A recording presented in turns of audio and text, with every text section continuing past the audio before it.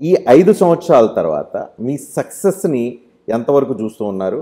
ఎంత పర్సెంటేజీ కంప్లీట్ చేశారు? మీరు పాదయాత్రలో గాని, మీ పరిపాలనలో అనుకున్నయన్నీ ఎంతవరకు ఇంప్లిమెంట్ చేయగలిగారు? పాదయాత్రలో చూసిన సమస్యల నుంచి ఆ సమస్యలకు సొల్యూషన్ వెతుకుతూ, ఆ వెతికిన ఆ సొల్యూషన్లను మేనిఫెస్టోలో చాలా డీటెయిల్డ్గా కూడా పెట్టాం.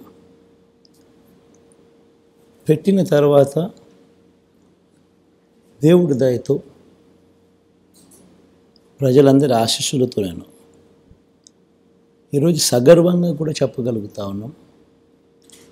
చెప్పిన ప్రతి హామీని సొల్యూషన్స్ వెతుకుతూ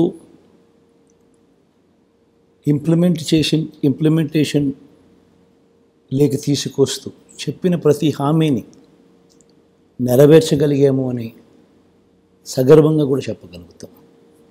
ఇన్ఫ్యాక్ట్ మేనిఫెస్టో అంటే ఇప్పుడు కూడా గతంలో మనం ఏం చూసేవాళ్ళం, ఎన్నికలప్పుడు రంగురంగుల మేనిఫెస్టోలు చెప్పేవాళ్ళు, అబద్ధాలకు రెక్కలు కట్టేవాళ్ళు. ఎన్నికలు అయిపోయిన తర్వాత మేనిఫెస్టో ఎక్కడుంది అని అంటే కూడా కనిపించుకోకుండా చేసే పరిస్థితి, చెత్తబుట్టలో వేసే పరిస్థితి. ఫస్ట్ టైం ఒక మేనిఫెస్టో అంటే దానికి శాంక్టిటీ అనేది ఎప్పుడు వచ్చిందనంటే ఈ 59 మంత్స్లోనే అని చెప్పి తలెత్తుకొని చెప్పగలగచ్చు. ఎందుకనంటే ప్రతి సంవత్సరం ఈ మేనిఫెస్టోను ప్రజల దగ్గరికి పంపించాం.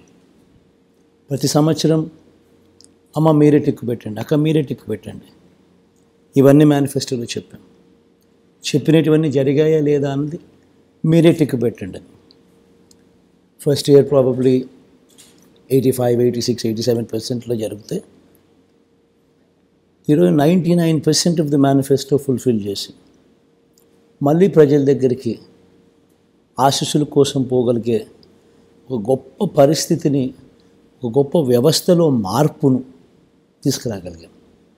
క్రెడిబిలిటీ, విశ్వసనీయత అన్న ఈ పదాలకు